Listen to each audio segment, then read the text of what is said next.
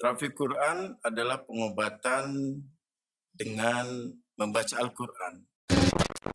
Se-Indonesia, bahkan sedunia Gus ya? Bahkan sedunia, dan Alhamdulillah turunlah Al-Quran itu dari atas. Nah, saya pun bingung, wah kamu dapat Lailatul Qadar. Tiba-tiba ada satu ayat itu yang hilang menurut diri. Itu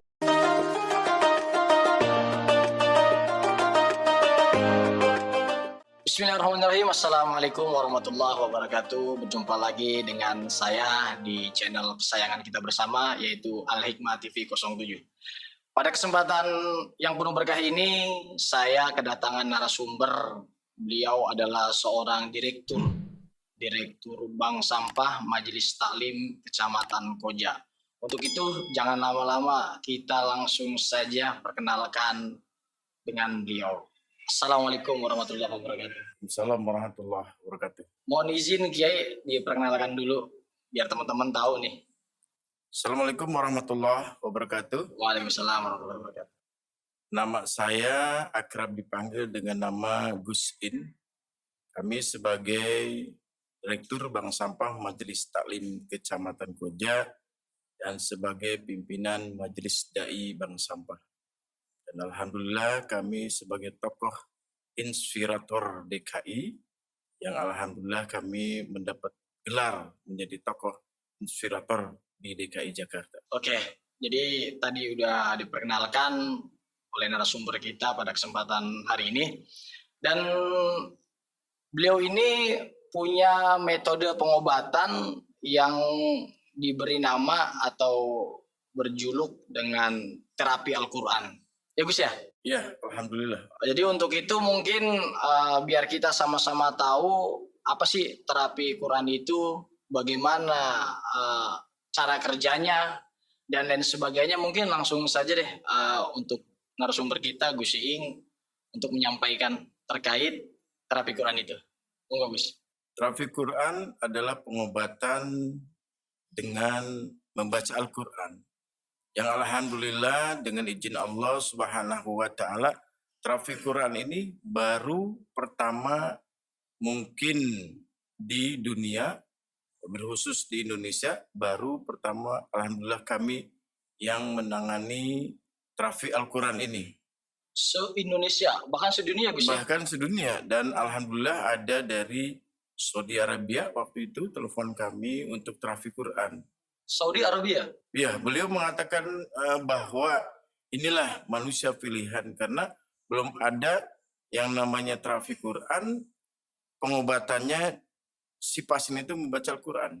Jadi si pasien yang membaca Al-Quran? Iya, dia langsung si pasien itu sendiri. Nah, dan itu kenapa bisa disebut dengan terapi Quran? Nah, ini salah satu yang luar biasa ketika itu di bulan Ramadan kita mendapatkan petunjuk itu, yang di situ ada tulisan namanya terapi Quran. Awalnya pun kami bingung, apa itu terapi Quran? Ternyata kita diskusi dengan tim-tim kami adalah satu metode pengobatan dengan membaca Al-Quran. Maka kita kasih nama dengan nama terapi Quran. Jadi itu pure pengobatan tersebut hanya dengan membaca Quran, Gus? Iya, alhamdulillah. Nah, dan apakah sama terapi Quran itu dengan metode pengobatan seperti ruqyah dan lain sebagainya? Jauh beda sekali. Pertama bedanya, kalau ruqyah itu dibacakan oleh sang ustadz, kalau ini yang si sakitnya itu si pasiennya sendiri yang membaca Al-Quran. Mereka sendiri yang berdoa dan mereka sendiri yang memohon kepada Allah penyembuhan itu sendiri. Dan luar biasa sekali itu terapi Quran bisa mentransfer. Artinya mentransfer itu ketika si anaknya sakit bisa transfer ke orang tuanya maupun dimanapun. Itu kehebatannya terapi Quran itu. Dan tadi sampean sampaikan bisa ditransfer. Artinya apabila yang bersangkutan atau si pasien ini tidak bisa membaca Al-Quran, itu apakah jadi kendala Gus? Oh enggak ada. Kan ada seumpama si ibunya sakit nggak bisa baca Quran, boleh suaminya. Oh, bisa suaminya? Biasa. Kalau suaminya nggak bisa, anaknya nggak bisa, boleh tetangganya. Dan mobil khusus didoakannya langsung ke yang sakit itu. Jadi sesimpel itu ya Gus ya? Itu Terapi hebatnya Quran terapi itu. Quran, luar biasa. Kalau kita lihat dari terapi Quran ini, metodenya sangat luar biasa. Karena Allah yang menurunkan langsung. Bedanya jadi kalau ruqyah kan paling tidak ada kontak fisik ya. Iya. Paling tidak berhadapan lah Gus ya. Jadi beda dengan terapi Quran ini, pemirsa, kalau terapi Quran dia bisa via transfer. Kalau bahasa milenial, transfer energi ya Gus ya. Iya, gitu.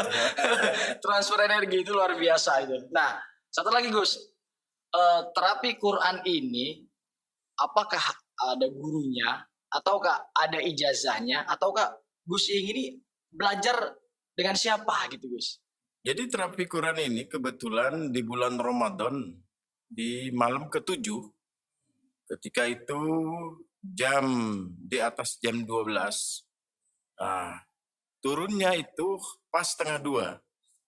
Jadi Allah memberikan ketika kami di Musolah Babu Salam, ketika kita kumpul dengan para ustadz, para kiai, turunlah Al-Quran itu dari atas. Nah, saya pun bingung, kok Al-Quran itu turun dan itu ada bacaan terapi Quran. Ada bacaan terapi Quran? Itu yang kita bingung, Al-Quran ini apa maksudnya terapi Quran? Waktu itu kami awam, apa sih maksud terapi Quran ini? Tetapi begitu sampai ke rumah, pulang dari Musola Babu Salam, sampai di rumah kita melaksanakan sholat sunnah 2 rakaat. Begitu kami rebahan, itu datang lagi. Datang lagi itu Al-Quran itu datang lagi, terus menghantui bahwa itu akan terjadi namanya terapi Quran. Keesokan harinya kami coba dan kita renungkan apa isi terapi Quran. Ternyata begitu kita coba, Masya Allah luar biasa. Orang yang sakit dengan izin Allah, dia membaca, insya Allah sembuh. Itu kehebatan terapi Quran. Dengan izin Allah semua ya. Itu hanya metode ya Gus ya. Iya. Tapi nanti kita, gini pemirsa, kita hadirkan salah satu seseorang atau pasien yang sudah pernah melakukan yaitu pengobatan terapi Quran. Dia itu nanti kita hadirkan ke sini. Dan satu lagi Gus, bisakah orang lain melakukan terapi Quran ini gitu? Kalau untuk terapinya siapapun bisa, tapi kalau untuk melaksanakan sendiri, artinya kemungkinan susah. Gitu ya. Karena itu Allah memberikan di bulan Ramadan malam ke-7 dan malam ke-25. Nah, di sini ada suatu syarat, ketika si pasien itu parah, itu minimal orang membaca 6 orang. Minimal 6 orang. 6 orang. Itu turunnya di malam ke-25. Malam ke-25. 25 Ramadan. Nah, kata orang, ini kata-kata orang. Iya, kata orang. Itu katanya disebut Lailatul Qadar. Itu menurut orang, wah kamu dapat Lailatul Qadar. Wallahu a'lam. Itu wallahu a'lam. Jadi bisa dibilang ini nggak ada gurunya Gus ya? Nggak ada, gurunya langsung kan? dari Allah. Gitu. Itu luar biasa. Jadi semacam kalau bahasa-bahasa guru kita dulu tuh semacam seperti ilham lah gitu Gus ya.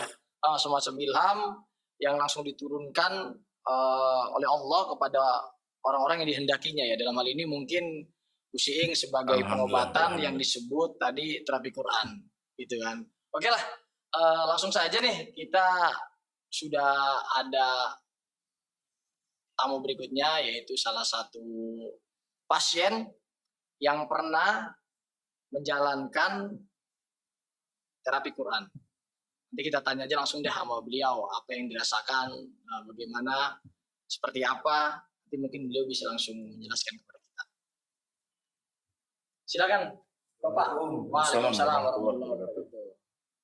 Salaman dulu lah. Baiklah pemirsa, saat ini kita sudah menghadirkan salah satu orang yang pernah menjalankan atau menjalani terapi Al-Quran.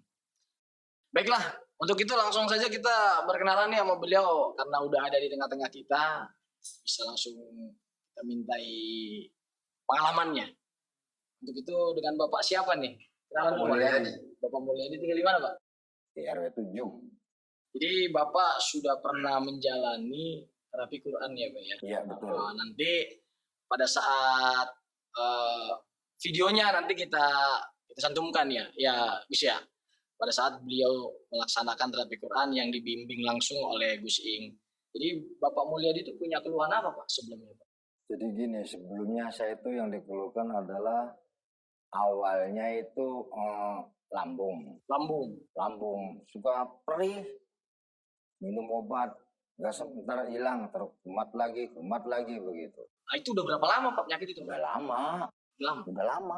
Udah pernah berobat medis dokter gitu?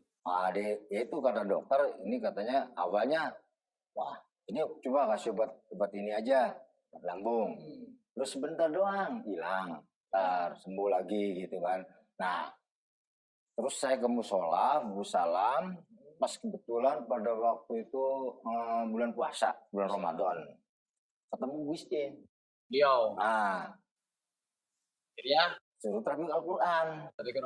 Bacanya surat apa Gus? Saya bilang, terserah. Nah, mohon maaf pada saat Bapak dianjurkan oleh beliau untuk terapi Quran, Bapak paham nggak maksudnya itu seperti apa, caranya bagaimana gitu? Saya nggak paham. Jadi pokoknya niat Bismillah, minta sama Allah, baca surat apa terserah. Katanya terserah Bapak mau pakai surat apa. Jadi pikir aku Al-Quran adalah surat Yasin. Surat Yasin ya. Jadi aku baca surat Yasin gitu. Nah, setelah baca surat Yasin itu kurang lebih berapa lama tuh Gus? Reaksi berapa menit kah, hitungan jam kah waktu itu? Maksimal itu 10 menit. Maksimal 10 menit. Nah pada saat itu Pak, begitu dibaca, reaksinya Bapak Mulyadi ini apa yang dirasakan Pak? Nah, setelah baca Al-Quran itu lama-lama perut tuh jadi panas gitu. Panas? Nggak tahu tuh apa sebabnya. Kita baca Al-Quran kok panas. Terus saya ngomong, Gus, kok ini panas Gus? Udah lanjutin aja katanya. Baca Al-Quran lagi terus. Sampai khatam, sampai Yasin kelar. Ya udah, ntar juga ada ini lagi gitu. Jadi saya terusin lanjutin. Nah, tiba-tiba langsung mual. Tambah mual, Si perut tuh mual. Langsung ke kepala. Gus, mau muntah. Ambillah yang apa namanya? Kantong plastik. Nah, setelah itu saya muntahin. Itu tatonya ada keluar darah. Muntahnya mah nggak banyak, sedikit nggak banyak, tapi kok merah gitu loh. Setelah habis terapi Al-Quran, muntahnya kok merah. Setelah muntah itu apa yang Bapak Mulyadi rasakan? Nah, setelah itu agak mendingan tuh, enak, Enteng gitu? enteng. Tapi nggak ada kayak kumat-kumat lagi gitu? Ya udah semenjak habis terapi sekarang ya alhamdulillah sih. Cuman kadang-kadang luka sedikit, kali banyakan minum kopi kali. Aduh, kita nggak enak nih pemirsa, karena program kita ini ngopi. Ngobrol perkara ilmu. Baik lagi ke Gus Iing. Jadi Gus, menurut Gus Iing kesimpulannya dari yang Bapak Mulyadi tadi sampaikan, itu mengapa beliau itu bisa bereaksi seperti itu Gus?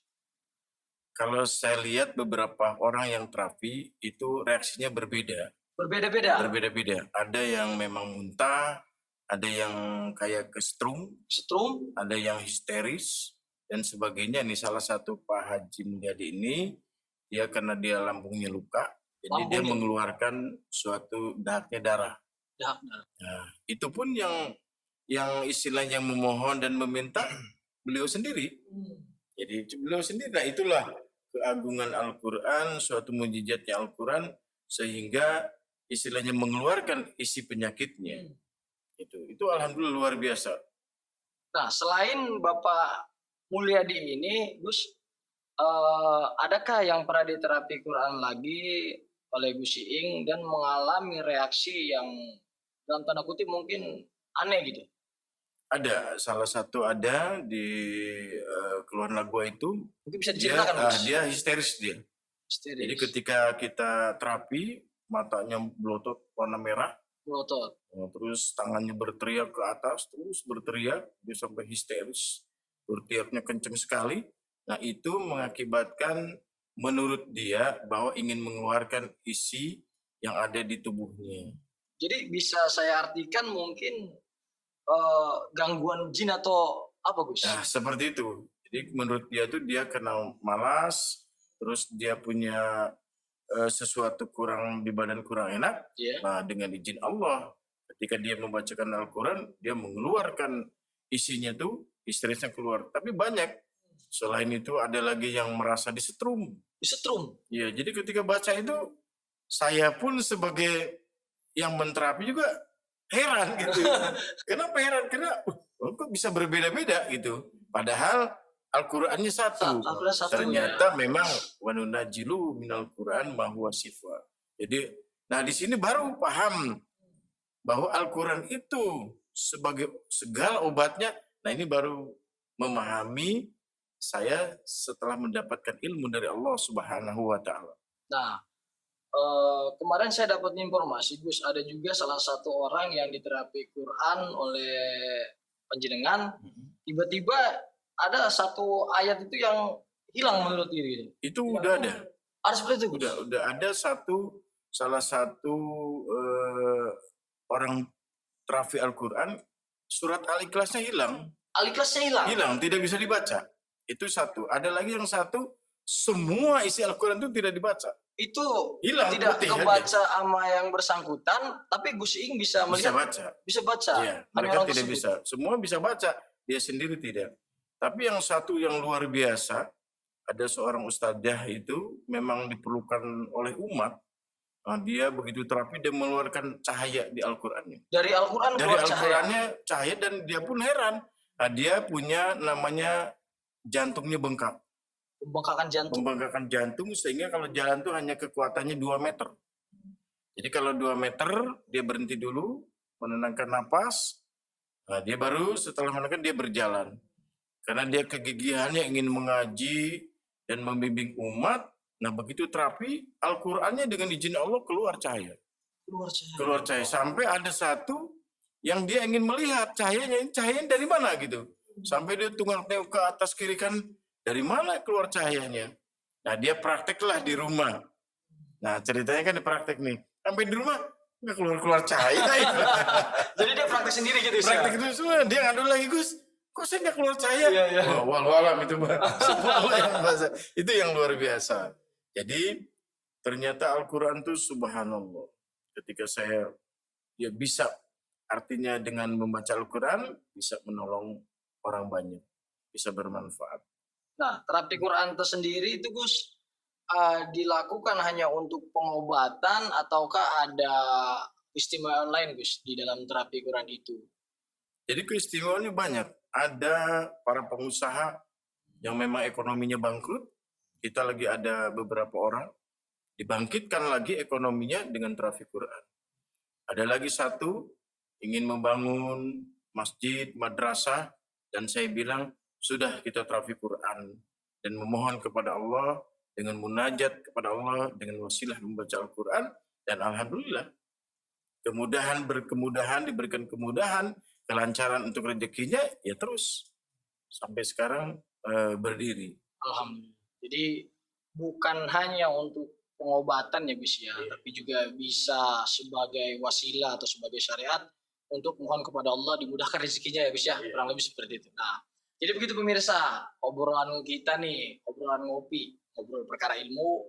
Dalam hal ini kita membahas terapi Al-Quran oleh Gus Iing, yaitu satu-satunya di Indonesia, bahkan di dunia baru satu-satunya, yaitu beliau Gus Iing yang menggunakan metode terapi Al-Quran sebagai pengobatan. Nah, mungkin untuk pemirsa sekiranya ada yang mau bertanya atau konsultasi terkait permasalahan-permasalahan dalam diri pemirsa nih, apakah ada penyakit yang ingin dikonsultasikan oleh Gus Iing, nanti bisa kita kita daftarkan atau kita berikan linknya. Nah, kebetulan juga Gus Iing punya channel YouTube ya, Gus ya. Mungkin bisa disebutkan, Gus, iklan dulu kita nih. Channelnya apa? Mungkin nanti bisa langsung komunikasi sama beliau biar gampang. Channelnya itu Bank Sampah Majelis Taklim Kecamatan Koja. Bank Sampah Majelis Taklim Kecamatan Koja. Nah, terus tuh jangan lupa nih buat pemirsa untuk share, like, subscribe, dan komen. Lagi-lagi saya ingatkan, komennya yang baik-baik aja, komennya yang sopan-sopan aja. Jangan yang songong ya. Baiklah, mungkin obrolan kita cukup sampai di sini ya Gus ya. Tadi sudah disampaikan oleh Gus Iing terkait terapi Al-Quran, dan juga sudah disampaikan oleh salah satu pasien yang sudah menjalani terapi Al-Quran itu. Dan terakhir Gus, pesan-pesannya apa nih Gus buat pemirsa? Pesan-pesannya, perbanyaklah membaca Al-Quran, yang insya Allah dengan membaca itu dengan niatnya baik, yakin kepada Allah, segala permasalahan akan tuntas, akan beres, dan kita akan menjadi selamat dunia maupun akhirat. Tapi jangan lupa, kalau para hadirin yang mau terapi Quran, silahkan hubungi kami. Siap. Jangan lupa tuh hubungi kami ya. Bisa Gus Iing, bisa saya, kami. Nah, dan juga untuk Pak Mulyadi nih, mudah-mudahan ke depan selalu diberikan kesehatan. Amin. Ya Pak Mulyadi ya. Terima kasih udah hadir di tempat kami, di channel kami. Mudah-mudahan kita semuanya selalu dalam lindungan Allah Subhanahu wa taala. Jadi mungkin itu saja pemirsa yang bisa kita sampaikan, yang bisa kita obrolkan pada malam hari ini. Intinya adalah tadi sesuai pesan dari Gus Iing, jangan bosan-bosan, jangan capek-capek untuk kita membaca, belajar dan mengkaji Al-Quran. Karena dari situ insya Allah nanti kita akan mendapatkan kemudahan dan juga keberkahan dari Allah Subhanahu wa taala. Akhirnya saya Muhammad Yusuf di channel TV Al-Hikmah 07 mengucapkan terima kasih atas perhatiannya dan mohon maaf atas segala kekurangannya. Akhir kata, billahi taufiq wal hidayah. Wassalamualaikum warahmatullahi wabarakatuh. Waalaikumsalam warahmatullahi wabarakatuh.